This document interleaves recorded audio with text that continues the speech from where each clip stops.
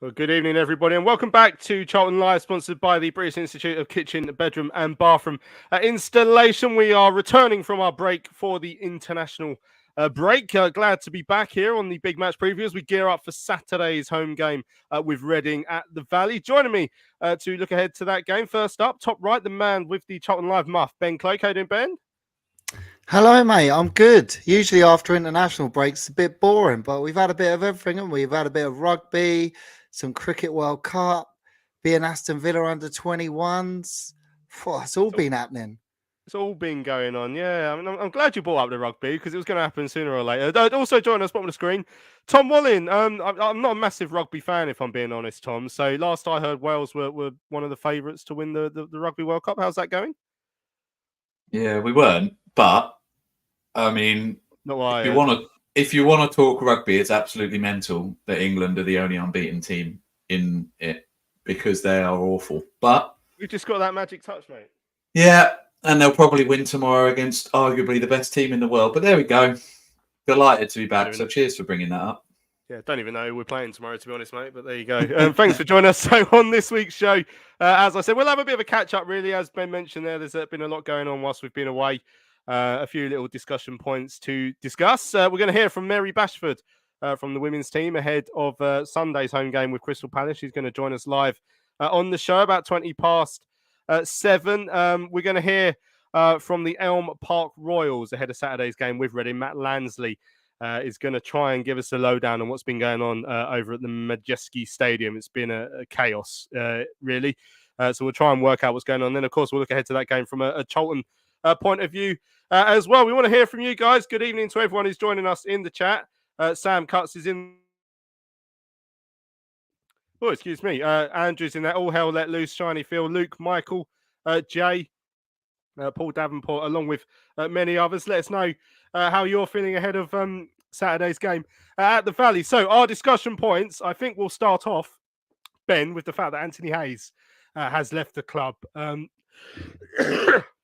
Excuse me, this hasn't started very well. Tell us your thoughts on Anthony moving on, Ben. Yeah, I think if you look at it, first of all, it's obviously a shame.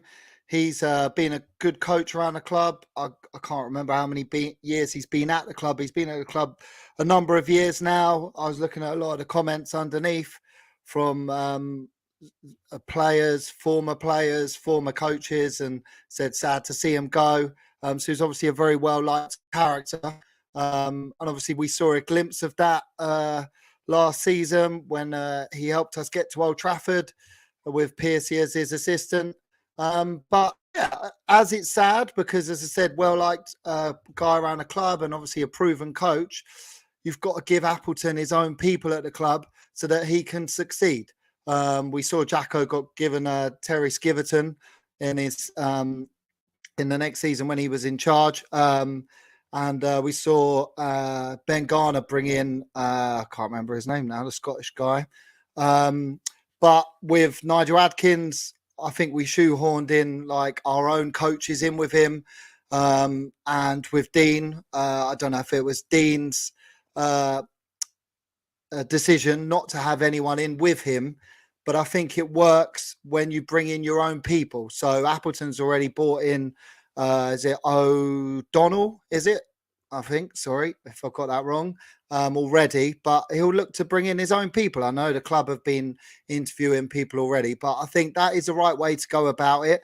And as well, from Anthony's side, I'm sure he might have a different way of going about football, a different philosophy, a different mentality, and that might differ from the way Appleton plays. So they might have not clicked. They might have chatted about it and it might not clicked, and he's moved on. So again, wish him all the best. I'm sure we've seen that he's a great coach, youth level, as we've seen so many of youth players come through in his tenure at the club.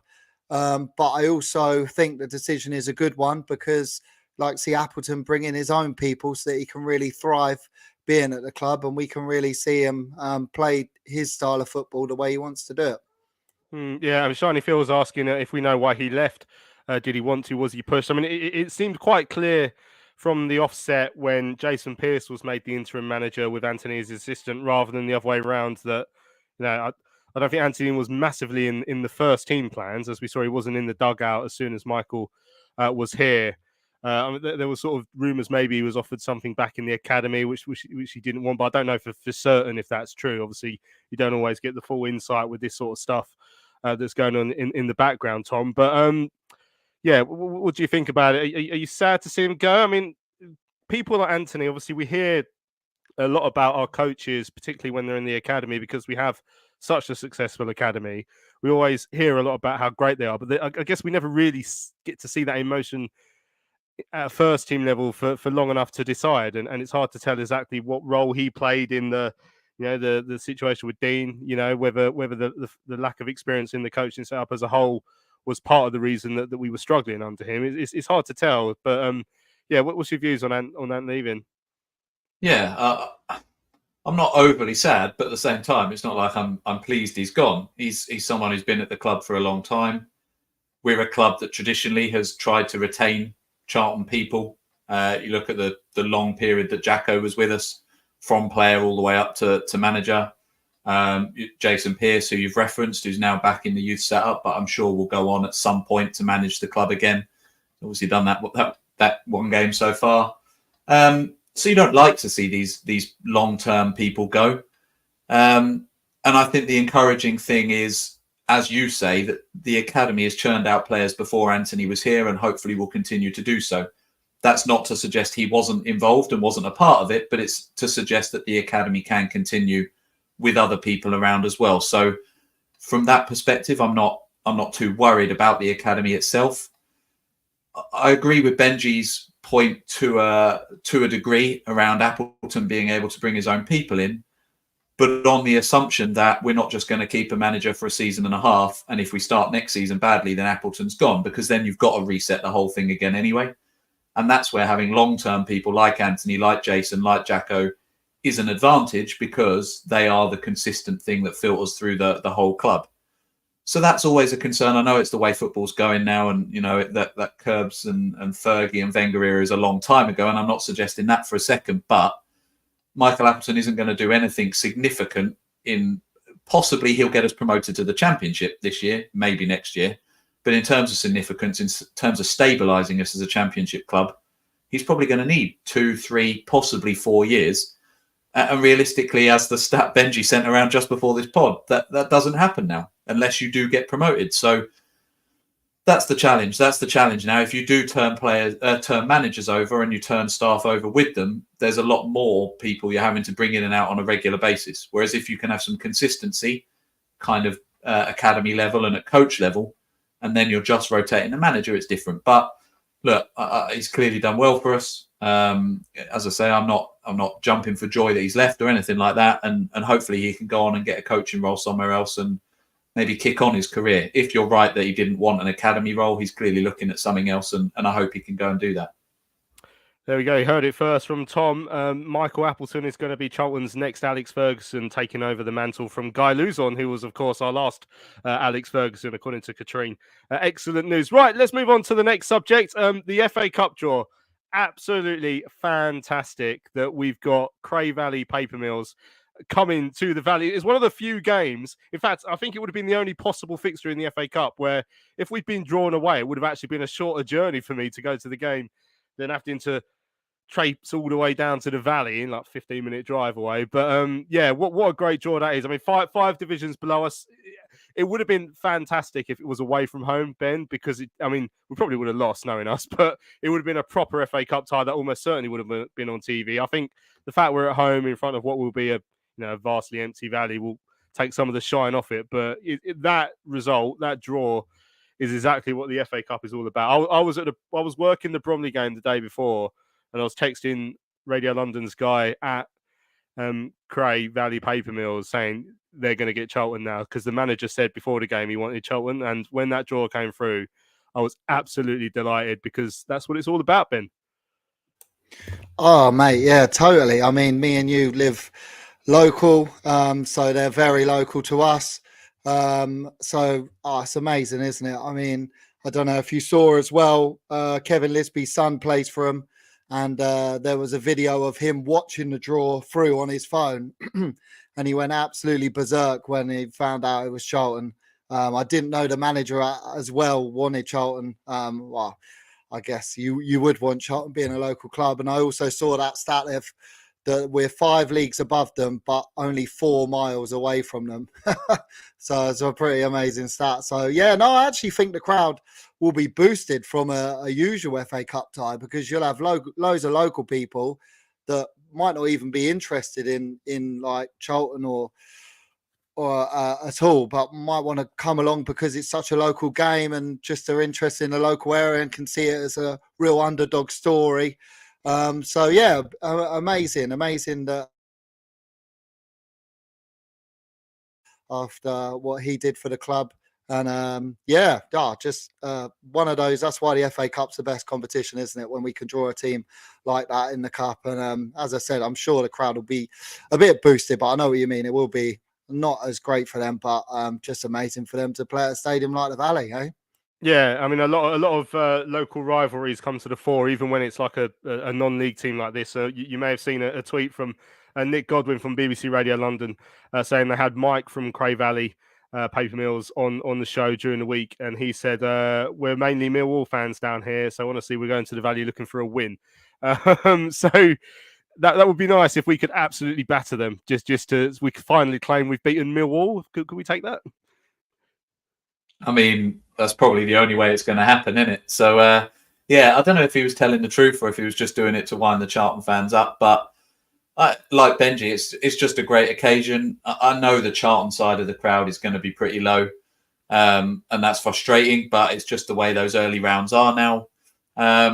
But if they and I've just seen Dean's put it in the chat as well, if they can price it right, could do well for Craig, could get numbers up.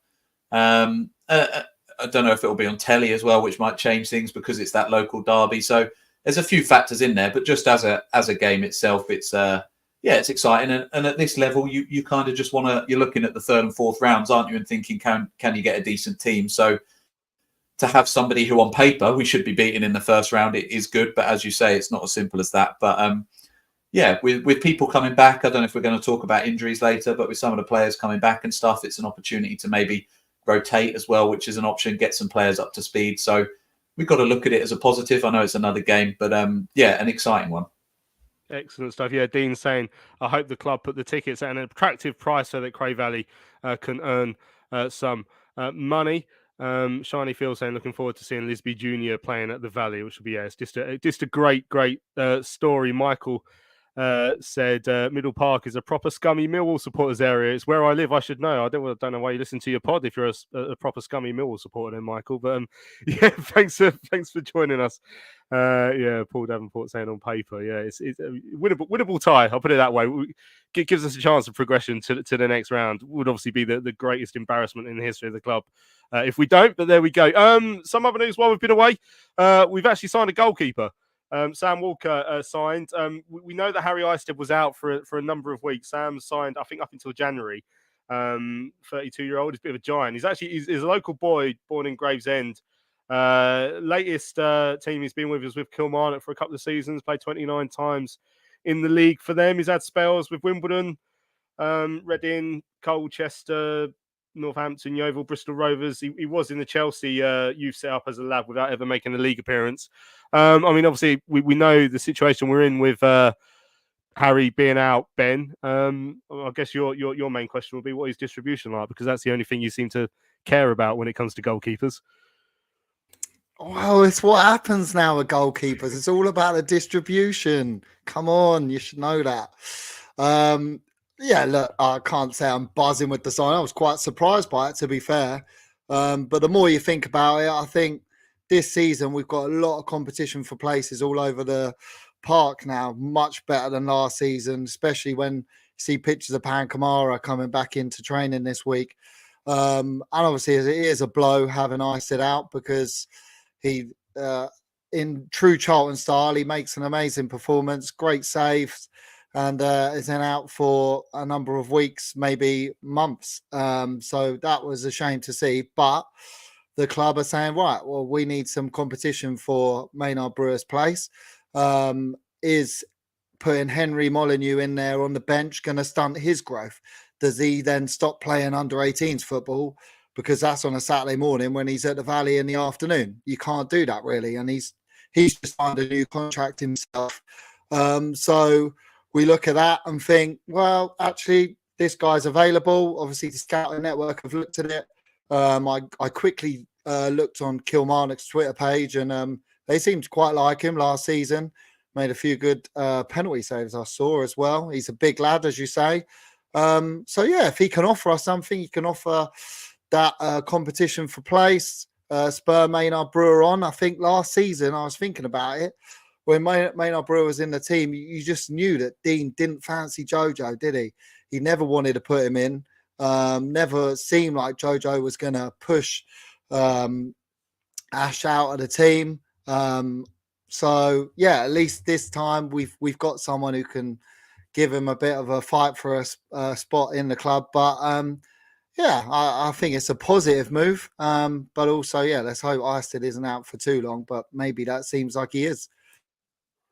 Yeah, I mean, Sam's asking if we have any update. I mean, the last I heard, it wasn't it 4 to 6 weeks. We saw reported a little while ago. I don't know if there's any change in that. I'll put it in the chat, Tom, and asking if our goalkeeper department is strong enough overall. I mean, Andrew Roth is saying Sam Bartram didn't need competition for his place, but obviously that was a different kettle of fish back in those days. Footballers were indestructible apparently, and I mean, in this day and age, it is. I mean, the reason I asked that question, Tom, is I mean, I was just sort of catching up on the on the forums and stuff after the new goalkeeper Sam Walker arrived, and I was seeing some people questioning if that is, you know, even before he came with Harry and Ashley, if that's a strong enough role in our team. With some people saying it was, you know, we've got enough there to do what we've got to do. Some people saying it's not. You know, I have my opinion, which I'll hold off for now. Just want to hear what you think of it. You know, do we have assuming both of those were fit and Sam wasn't here, is our goalkeeper department strong enough to get us to the right end of the table? To be honest, I think my answer is I'm not sure. I certainly haven't seen enough of Harry Eisted. That I know he had an amazing performance on telly at a business end of a season, but prior to that, I'd never heard of the guy. So if I was basing it on that game, yes, he's one of the world's greatest keepers. But obviously, if you take into account the rest of his career, you're not sure. With Ash, there's obviously a reputation. There's the I think it was the Rob Elliott interview about him, which we've come back to a few times about his potential. But he's still very young, and sometimes it takes time to get up to speed to a goalkeeper. So my honest answer is I'm not sure. I think with regards to the third choice keeper, you look at it and you probably want somebody who's happy to, you know, maybe in their mid-30s, they're an experienced goalkeeper. They're happy to sit on the bench at best most of the time, but also have the competence that they can fill in if needed. Or, like Benji says, you go with a youngster, but then you risk them not having much involvement and losing out on their development. So in terms of them as individuals, I think they've both got aspects of their performances that are very good. They've probably also got bits they need to develop. So I certainly wouldn't, if I was listing the best keepers in the league, I probably wouldn't have either of them up there. But I don't think if we didn't get promoted, that would be the sole reason we didn't go up either. So yeah, they're okay League One goalkeepers based on what I've seen so far. I don't think we've had enough sample size of either yet. So yeah, not a very good answer, but the truth is I'm just not sure. Yeah, we're really sitting on the fence there, Tom. But I think that's a fair answer. To be fair, I like Ash. You know, I know he's had his moments, and Ben, the distribution police, not too happy with that. But I think he's okay. Obviously, same with Tom. We haven't seen enough from Eisted yet. The one game he admitted himself where he made saves was the one where he's ended up unfortunately getting injured. I mean, Martin's saying Eisted's are made of tough stuff, which is good. So hopefully he'll be back. But back in fighting fit when he's available. Trevor saying we can't fault the club looking for a short-term safety valve. Probably unfair to throw a youth keeper out there at short enough notice. Yeah, we had is it Harry Molyneux on the bench for one of the games recently. The fact that we don't even remember his first name suggests, you know, we haven't seen a great deal of him in the first team environment at all yet. 76 Roof is saying, looking at Beadle's progress, why did we let him go? Well, we didn't want to let him go. I think Brighton sort of snapped him up, and he was at that age where he could go where he wanted, and they had to pay like the compensation fee for him. But yeah, I don't think we wanted him to go at all. Shiny Phil saying, I'm happy with the goalkeeper situation as it is now. If I was the manager, I'd make another call at the end of the season. Dean saying goalies don't reach their peak until they're in their late 20s, early 30s. Would have liked to have someone with more experience rather than Isted and Ashley Maynard Brewer. Right. Just very quickly before we hear from our guest in a few moments' time, Ben, I didn't watch the Aston Villa game. I didn't go to it, which is unheard of for me, but I was not babysitting because it's my own child, but I was at home looking after my daughter. So I didn't even bother watching it. What did you make of it? We won 4-2. It's a couple of weeks ago. It's only the EFL trophy, so not the most important occasion. Charlie Kirk scored, which was a nice surprise. What was the game like, Ben? Yeah, I wasn't. I mean, like the crowd that were there, I watched it on the stream.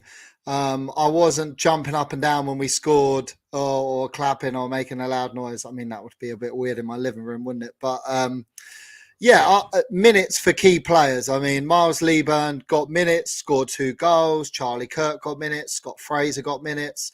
It was sad to see that youngster go off with an injury, but that made Tenai Watson come on and he got key minutes.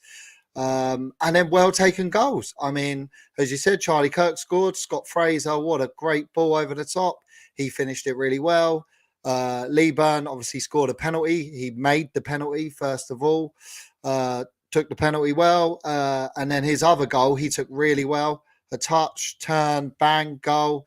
You're going to think I'm amazing. I've got an amazing memory, but I literally just watched it again before I turned on. And then Louis Watson scored as well, which was great to see because we've all been really impressed with him of late. And now he's added a goal to his game. So it gives us a different dynamic for us to watch him. But yeah, he took his goal really well. So and then after that, we brought on some big guns and then conceded 2 and they missed the penalty. If we're talking goalkeepers, obviously it's not great to see Ash concede straight from a corner. So I'm sure he will be annoyed with that. And I think obviously Appleton probably had a bit of a go at him after for conceding 2 like that and could have been 3 if they scored the pen. But no, loads of positives to take with minutes. Lieburn getting 2 goals and well taken goals. So I enjoyed it, mate. Yeah, excellent. Is that why we went immediately and signed a 6'6" goalkeeper just to prevent us conceding directly from corner kicks? I mean, that is firefighting at its very best. Right. I told you we've got a special guest. Charlton Women are at home on Sunday against Crystal Palace at the Valley. Big South London derby. I'm delighted to say now that we're joined by the Addicks midfielder, Mary Bashford. Mary, thanks for joining us on Charlton Live. How are you this evening? Hiya. I'm good, thank you. How are you? Yeah, excellent. Thanks for joining us. It's a big game on Sunday at the Valley. Any game against Palace is big for us, but you know the start to the season that both sides have had, particularly for Charlton now, unbeaten in 4, winning away at Blackburn last weekend. It's a nice bit of momentum that the girls are on now, and I guess you'll be hoping to continue that this weekend. Yeah, definitely. Palace have definitely had a good run at the moment too. They've been beating teams by lots. So we know what threats they have. They've been very clinical. So yeah, derby games are always big, and we definitely be wanting to get the 3 points again this weekend. Yeah, how have you seen the start to the Charlton season? It started ever so slightly slow. I mean, it's 3 games without a win at the start of it, but since then you haven't really looked back with those last 4. Like I say, that was a great win away at Blackburn last week. You've had an outing at the Valley already this season. How have you looked at the start of the campaign all together? Yeah, I think we probably didn't start at our best, but I think every game we're improving, building from every game, every week we're just building a little bit more. So we're just working hard on the training pitch as well. So we're hoping that we can just showcase all the hard work on the training pitch and keep this good run and good form going. Yeah, and obviously this is a big season for you personally. You only recently signed your first professional terms with the club, having come up through the Addicks Academy. I mean, how does it feel to be out there and playing in the first team now?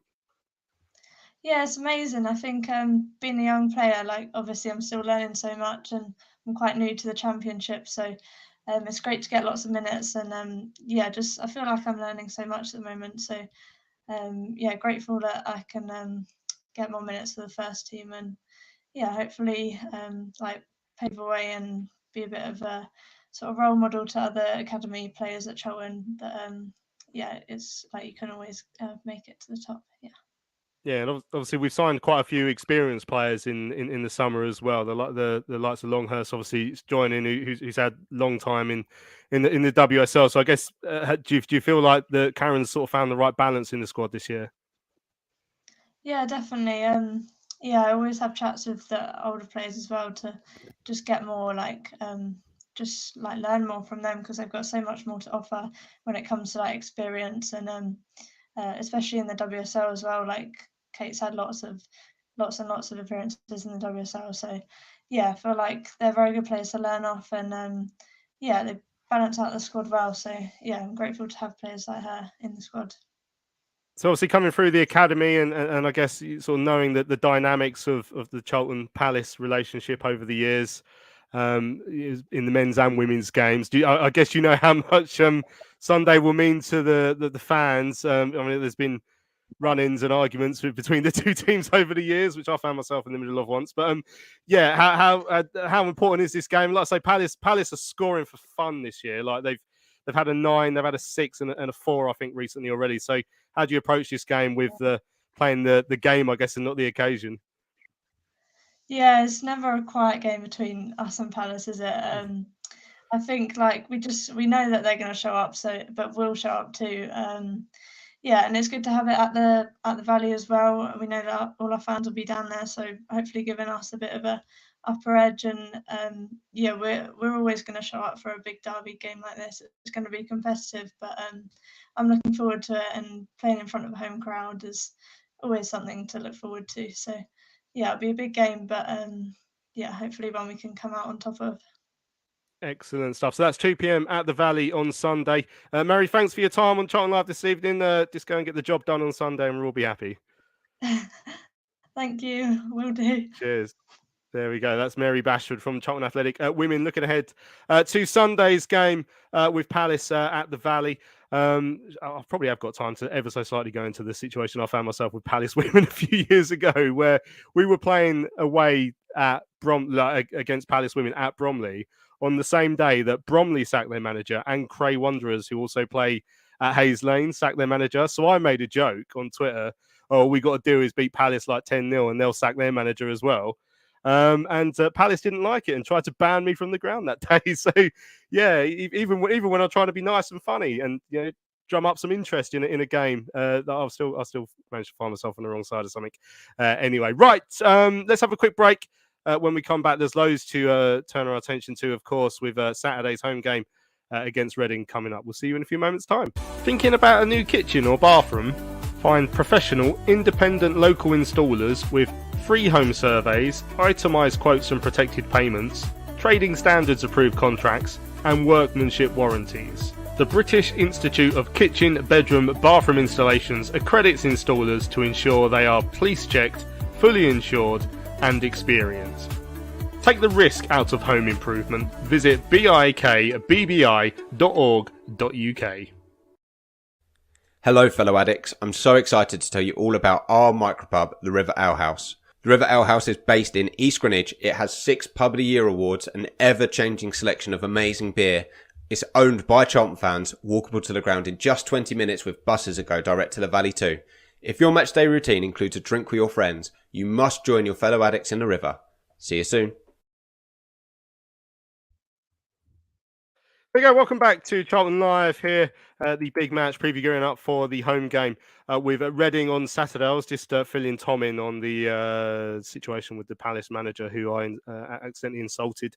He's not there anymore, unfortunately for him. Michael says typical Palace behaviour, to be fair. Absolute nerds. There we go.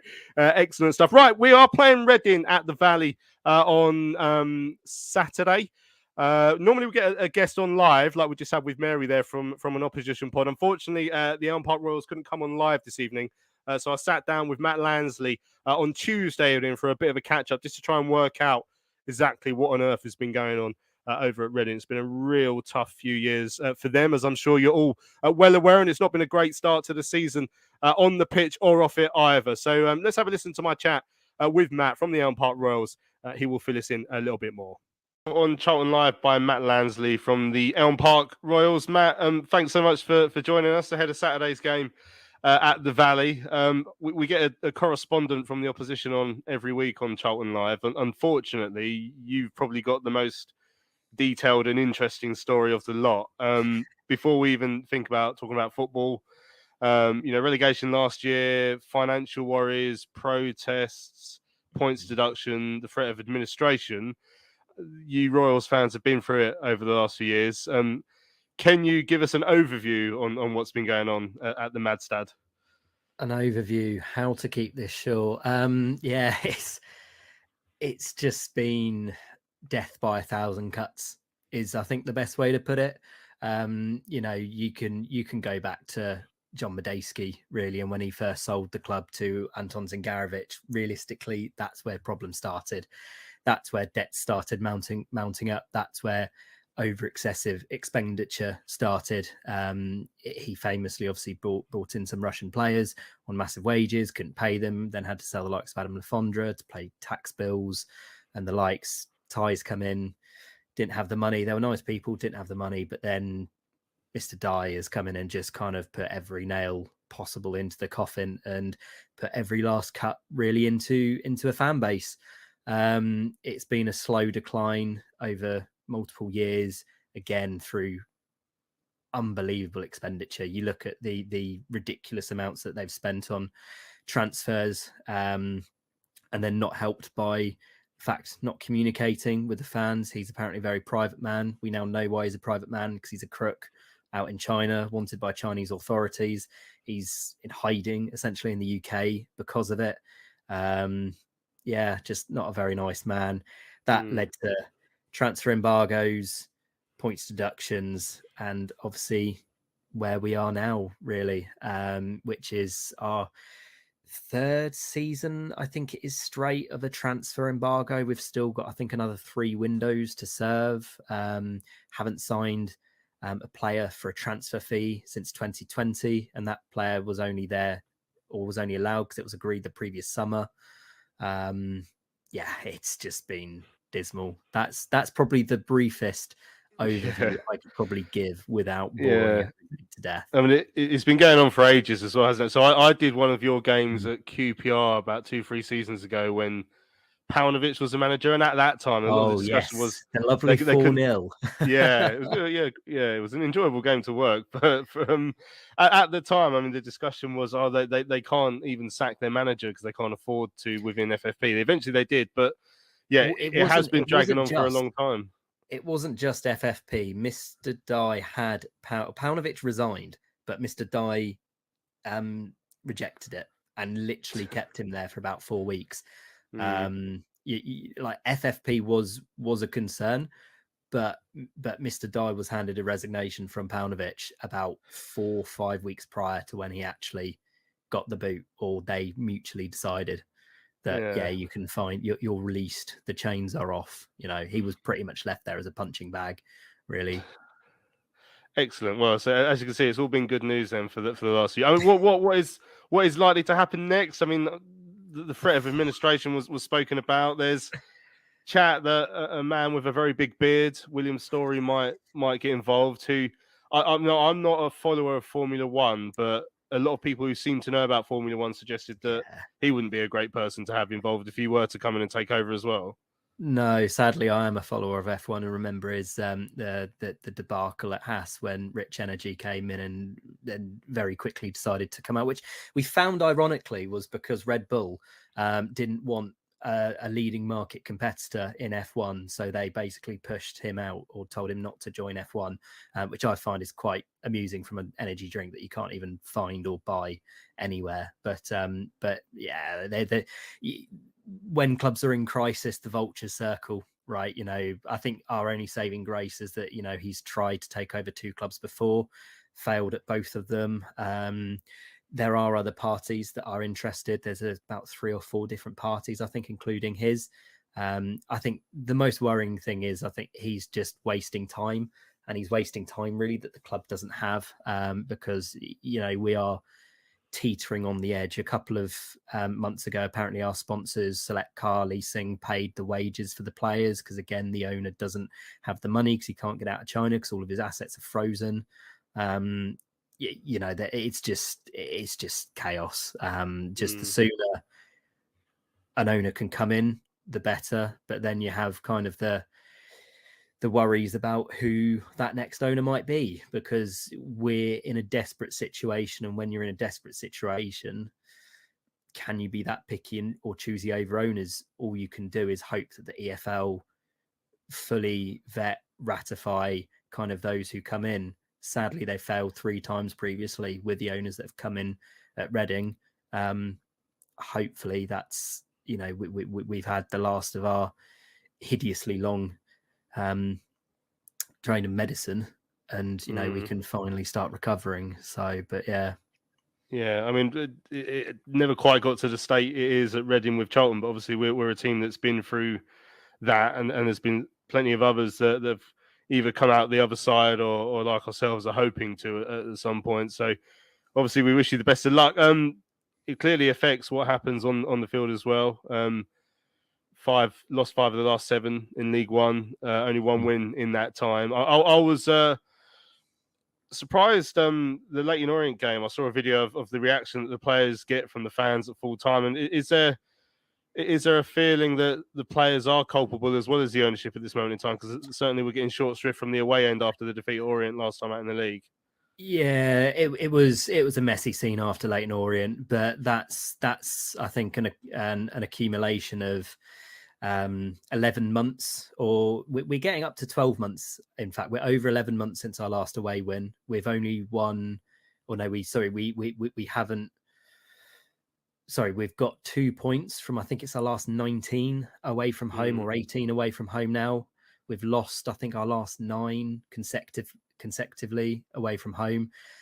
Away from home, it's just turgid, to be honest. You know, it's absolutely hopeless. And what that is, I don't know. All I can say is that, like, the last 2-3 seasons really away from home, I think we've seen about 6 away wins in total in about the last 3 seasons. It's just absolutely diabolical. And I think Leyton Orient was kind of just an accumulation of that, and because the way we lost at Leyton Orient, we've seen 1,000 times before over multiple managers, where, you know, we're grinding it out. It looks like we're going to get a point, or sometimes it was potentially 3 points. Those lovely days where you know we used to be ahead in away games, but we end up conceding in the last few minutes. I've lost count of the amount of times we concede in 85 plus minutes. And again, went to a defensive formation. We went to 5 at the back from 4 at the back. And we've seen that, like I say, 1,000 times.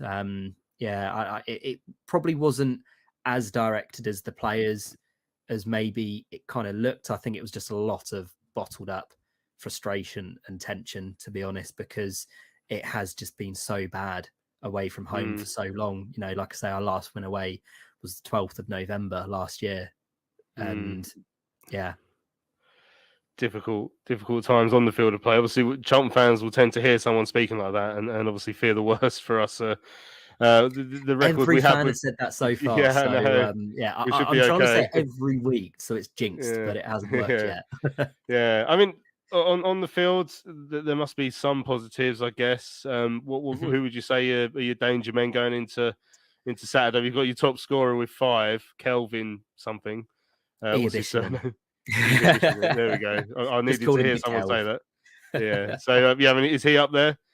Yeah, no, like it's a weird place, because at home the players seem to flourish, and the home support has been really quite good this season. Fans are behind the players, and even away from home, you know, yes, it's a new league, and, you know, fans are ticking off stadiums and what have you that goes about when you get new grounds to go to. But, you know, we're taking, you know, a fair amount for Reading fans anyway, you know, fair amount of fans with us, and players that have kind of been brought in, you know, like Ian Bishman's come through the academy, but then you've got the likes of Don Ballard, who's on loan from Southampton, 18-year-old, looks like he's got an absolutely sensational future ahead of him. He's quick on the ball, his movement's fantastic, his link-up play's really good. He's one of those players where you'll see pick up the ball like on the edge of the halfway line, and before you know it, he's at the back post waiting to try and tap it in. He's that sort of player. But then you've got others like Charlie Savage, who's come in again, 21 years old, I think, and kind of kicked on a bit from last year, impressing. Probably needs to be a bit braver with the ball to try and be a bit more progressive. He seems to just take safe passes, but he's really impressed as well. And like I say, Kelvin, he started really well. He's reminding a lot of people of Lucas Zhao for the last few years. He's big, he's tall, he's quite strong on the ball. Got a turn of pace, but it's got a lovely touch and can link up play again really well. So kind of going forwards, they're the players. But then at the back, you've got the likes of Tyler Bindon, again, 18 years old, come in, first taste of first team football. Started incredibly well. Got his first call up for New Zealand over this international break and got his first cap for them. Nelson Abbey as well, youngster, come through the academy, 19 years old, captain of the club now, as all the elder statesmen of the team. Obviously, left earlier in the transfer window. He's taken on the captaincy and has been absolutely fantastic. He's got pace, strong, good tackling. So there's a lot to really like for Reading fans about this team. There's just the biggest cloud just hanging over the club, though, and that's obviously the situation that we're in and the frustration that breeds. And kind of, I just want them to get this kind of chip off the shoulder with, the away statistic, because it's terrible. It's utterly hideous, when you look at it and kind of see kind of, how bad it is and how bad it's been for such a long time. Maybe when one win comes, you'll see a few come in quick succession, but yeah, they just need to get that. They need to get that first win away from home and just try and kick on from there, because it's killing them. Because you compare home and away and it's chalk and cheese, really. There we go. That's Matt joining us from the Elm Park Royals with a pretty sorry story. Unfortunately, it's been a dreadful few years at Reading. I mean, obviously, Matt's gone into the on-field problems, looking at, or the off-field problems, I should say, looking at the on-field situation. Obviously, haven't scored, haven't won away for nearly a year coming up now, Ben. And as I said in the chat, and as everyone's saying in the in the YouTube comments as well, almost certain that means that Reading will win on Saturday. Big money going on Reading, Dean said as well. We got to make sure we aren't the team that becomes a statistic breaker. So we I guess the danger is going in with any level of complacency, because that's where you come unstuck. Yeah, totally, mate. I mean, they've had some decent little wins this season, albeit at home. I know they beat Stevenage. Yeah, well, look, we've got to go into the game and forget where they are in the table, because there's a lot of off-field stuff that's happening, as we just heard there.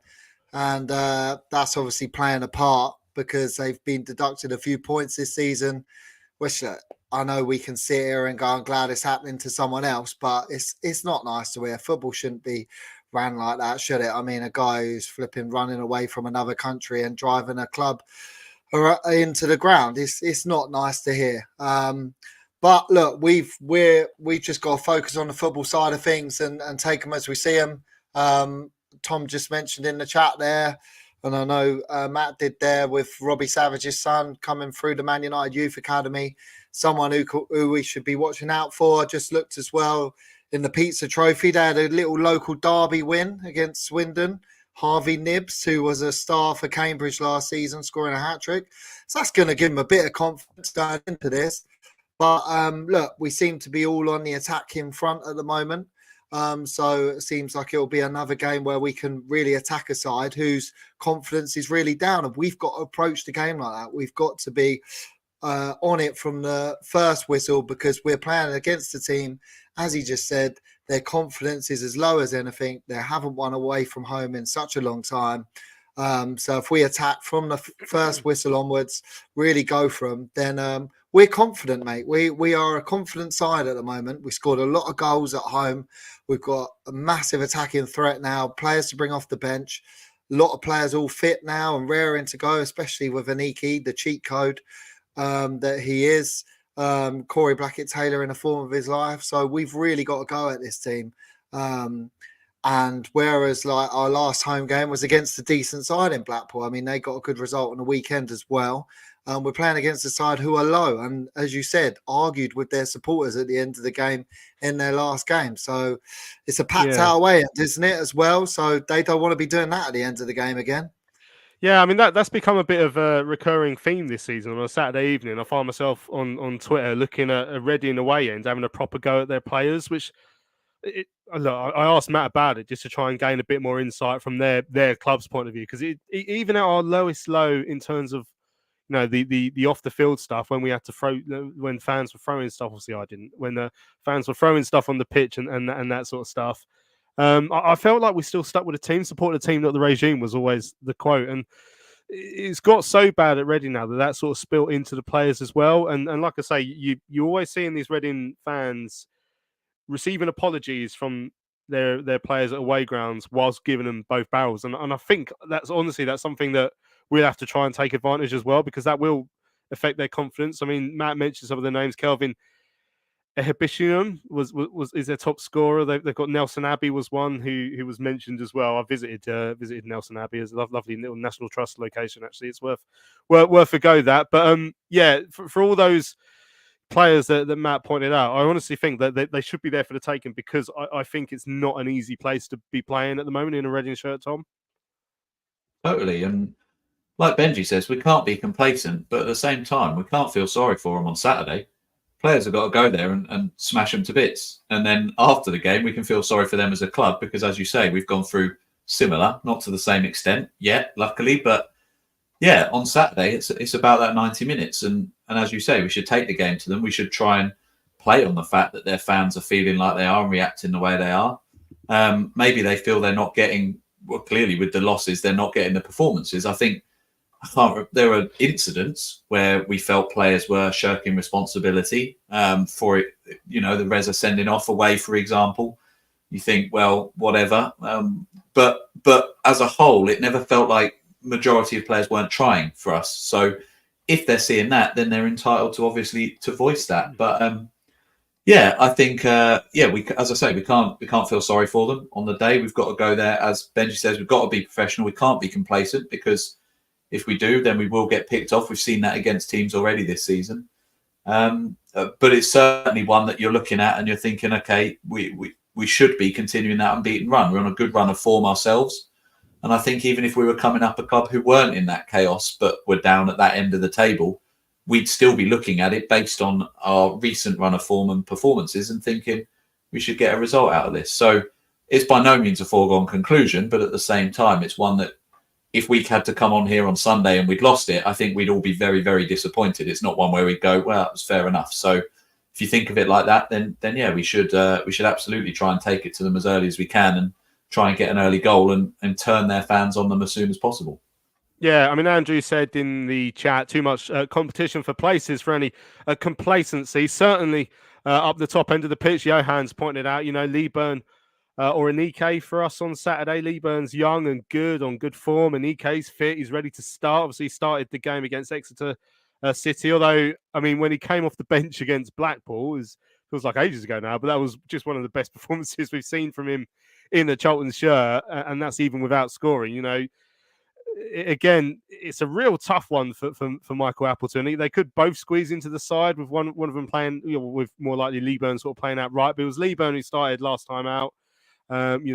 He's been scoring goals recently, but didn't score against Blackpool. And that is that a decision you'd want to be making, Ben? How would you go there? Well, as we just saw there from the comment, there's great competition for places. As you just mentioned, Leeburn started last time out, obviously forgetting the Pizza Trophy game, but he scored 2 goals in that, so that'll give him confidence. But it's it's happened the same way either way round, hasn't it? Like you had Leeburn start against Blackpool, and Chucks came on and was amazing and totally changed the game. And unlucky for him, he came close himself on a couple of occasions, and you just thought, God, if that went in, that would have given him such a boost. And I was sat right by the tunnel after that Blackpool game, and he was gutted after that he hadn't scored. And I looked at him and thought, why are you so gutted? Like, you've just made us come back in this game and draw against a good side. But he was just gutted because he hadn't scored. So I love that hunger from him. But then in the game before, you had him start. I think he hit the bar, didn't he? And then we scored from the rebound, and he looked good against Exeter, but didn't score. And then Leeburn come off the bench and scored a really well-taken goal. So this is, I mean, Dean Oldham's probably going, flip, look at all the competition they've got now. I didn't have that. So it is tricky, isn't it? Because you can't start both of them, because the impact they make from the bench, I mean, as we saw against Blackpool, with the impact Chucks make and the impact Leeburn made when he come on against Exeter. So it's tricky which one you start. I'd personally give it to Chucks at the moment, because I think he is just real chomping at the bit to get a goal. And we saw Leeburn come on against Exeter. Okay, they were down to 10 men when he come on, and made an impact when he come on as well. And I just think if against the side with such low confidence, if Chucks is raring to go from that starting whistle, I keep saying starting whistle, don't I? From the start, then I really think that can put them on the back foot. If you have someone like Chucks going at them right from the start, then as their confidence is low, then that can really put us on top. Then you bring Leeburn on with the energy that he's got. I think that'll work in our favour. So yeah, personally, I'd start with Chucks this weekend. Probably not Teddage. I saw the comment there. You probably asked that to Tom anyway. But yeah, I won't let Tom answer that one. Sorry. Yeah, we'll let Lou said, what about Teddage? So I won't ask Tom that, just because, I mean, we've spoken about options up top. I sort of agree with what Dean's saying. Chucks is at his best when he comes off the bench. I run out of milk saying no Teddage on the wing. I'd rather have Tupac, which I think I'd agree with as well. Alan Shepherd's just made a handful of really good points in a row, actually. So I'll try and go through them as well. But, you know, the obvious things we need to not do, the silly defensive mistakes. We did that last time out against Blackpool, and it's cost us points. Says no slow start as well. So this is an interesting one. You know, bearing in mind we have got another game on Tuesday, which we'll obviously talk about Sunday, but that is something that will be thought about as well when it comes with rotating those strikers. But I do wonder what Michael has to do, Tom, to get that 90-minute performance from his side, because every single game has been a 45-minute performance, I think it's fair to say, under Michael. And I'm not really sure how, you know, what he does to get that message across for longer. And now I'm not saying that we have to completely dominate the game and spend 90 minutes camped on the edge of Reading's penalty area on Saturday, because that's just not how games go. Johan's asked a good question as well, which is down my list. But how do we make sure that we perform for, you know, 60, 70 minutes rather than 45, you know, a half and chalk and cheese halves, basically, which we've seen pretty much every game so far since Michael's come in? I think he basically needs to go into that pre-match team talk as if we're 2-0 down, because whenever we're losing and he goes in and gives a team talk, he gets a reaction out of them. So I don't know if it's carrot and stick, and actually they like being shouted at, they like being motivated by being criticised, if that's what he's doing at half time if we're losing, or whatever. But yeah, obviously I didn't see the EFL Trophy game, where obviously we did start well, but the league games that I've seen, I can't remember too many where we've started well at all. Probably going back a few seasons, actually. So something does need to change. Of course, we've managed to come back, and we've talked about the fact that we've come back from losing positions twice in the past few weeks, having not done it for over a year. So we've shown we've got it in us. But as a fan, I'd rather not be in that situation. I'd rather go in against Reading 3 or 4 up. And as you say, then it's about maintaining it again. So I don't know if it is complacency. I think those defensive mistakes do play a part as well, because arguably the Blackpool game, we would have probably got a comfortable victory had it not been for that. So they're all factors, and they're all, as you said, very, very relevant points. But yeah, I think if he can find that way to start quickly, as I say, this is a team that we can turn their own fans against them. I'd like to think the momentum would then be with us. I appreciate the EFL game that we dropped off, but it was an EFL trophy game. It wasn't a league game, and I think this would be different. So yeah, if he can figure that out, I think we're onto something. And before we get too critical of that, let's not forget that we are unbeaten under him. I know we've had to have a couple of comebacks and stuff, but we have put in some good performances, just not for a full 90 minutes yet. But it's early days for him, and it feels like it's coming. Yeah, excellent. So Johan's asked the question: Fraser or Watson? Now, I think the way that Louis Watson's been playing recently, it would feel harsh to drop him, certainly. But Scott Fraser is the sort of player who could do something on his day.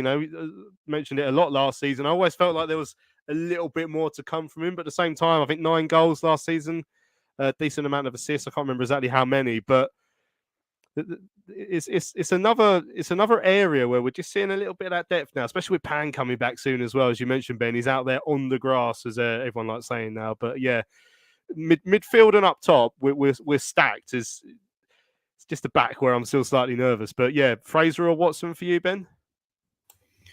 Watson all day for me, mate. I think him and Dobson really complement each other in the middle. I love the way that they both spray the ball around and want the ball. They're very hungry players, and I think Watson really warrants his place there. I mean, the last couple of games, we had 2 back-to-back home games, didn't we? And I think he played really well in those games. As I said, he bagged the goal against Aston Villa as well. Look, I think Fraser is a great player. On his day, he's one of the best in the division. But I think his standards dropped last season. He wasn't consistent enough. But an aspect of that was we didn't have the competition to push him to perform every game. And now we have, as you said, Pan Kamara, again, on his day, he's smashed this division up. I mean, for Plymouth, he was one of the best players in this league easily. But again, suffers with injury. So we've got great competition. You've got Karoy Hansen there. He's probably buzzing now after he's just been away on international duty for Jamaica. So he'll be chomping at the bit to play. Unfortunately, Terry Taylor's injured. But there's still, as you said, a massive competition for places there. It looks like Alfie May will probably play in that number 9 role. So you've just got 2 players behind that. And I imagine it'll be Dobbo and Watson. I'd be disappointed if Watson got dropped for Fraser, because then you're basically just going on Fraser because of his history of being a good player in this league. Because on performances, Watson deserves to stay in there. And I think, deserves to keep going because he's played well lately. So unless for injury's sake, you keep going. And then again, if the result isn't going well for us, you've got these people to bring off the bench. And these players are performing because they know these players are on the bench. So it's a great headache for Mickey Apples to have. Yeah, as you say, May in the 10 role. I mean, we can see where he got all his energy from this week in that video, drinking all that coffee. Half of it ended up down his shirt, apparently. But excellent. One last decision for us to make, and it's going to be put on you, Tom. Asimwe or Tanai Watson at right back. So Tanai, when he came off the bench against Wycombe Wanderers, brought energy, brought overlap. He obviously was replacing a Banquer in that game and set up the goal for Tedic. But actually, he's had a couple of moments since then. I don't know if it's enough to say I wanted to be dropped. But then when Asimwe came on against Blackpool, he was linking up really nicely down that right-hand side as well. So, decision for Mr. Tom Walling to make there. And whatever you say, Mickey Apples has to do. That's how it works. I was going to say, I didn't know I had this sort of power. As it's the only chance I'll get, I'll say me then, and I'll have a run out at 33. But I think probably I would stick with Watson. I think, I've banged on about this for years now. I like the consistency, and he started the last league game, so I would just stick with that. I know we didn't win the game. I know we didn't keep a clean sheet, but there were other circumstances around that. Although he was potentially played a part in being at fault for the first goal. But I would stick with him. I think Asimwe's been brilliant. But even at the start of the season when he was playing a lot, we were saying, don't keep him in the firing line too much. As you say, he's an asset off the bench. The bench is a huge part of the game now with the 5 subs. So I'm not saying he doesn't deserve that spot, but if he can come on and change the game, then use him for that, like we've done with Chucks plenty of times. So I'd probably go Watson. So, lump on that if Mickey Apples is definitely doing what I say. Excellent stuff. Right, fantastic. We've run out of time on this week's big match preview. Thanks for everyone who's joined us, either on the live stream in YouTube, leaving your excellent comments, or via the podcast afterwards. Make sure you subscribe both to our YouTube channel at Charlton Live and where you get your podcasts as well. We're on Facebook and Twitter and all that as well. Just follow us everywhere. And then you won't be able to lose us or shake us off. Really, you have to watch all of our shows. Massive thanks to our guests today. We've heard from Mary Bashford from the women's team. They're playing Palace at the Valley on Sunday, 2 p.m. kickoff. We heard from Matt Lansley from the Elm Park Royals, of course, giving us the tale of woe. Really, unfortunately, that is the situation with Reading at the moment. We do hope it gets better for all of them. Massive thank you, as always, to Ben Cloak and to Tom Wallen for joining me this week. A pleasure to speak to you, chaps. Cheers, lads. Enjoyed that. Thank you, everyone. Excellent stuff. Don't forget, we're back on Sunday, 10 a.m. Live on YouTube, or you can catch up afterwards to look back at the game with Reading and ahead to Tuesday's trip to Lincoln. So we look forward to seeing you then. But thanks for listening to this week's Big Match Preview. I'm Louis Mendes. This has been Charlton Live, sponsored by the British Institute of Kitchen, Bedroom and Bathroom Installation. We shall see you on Sunday.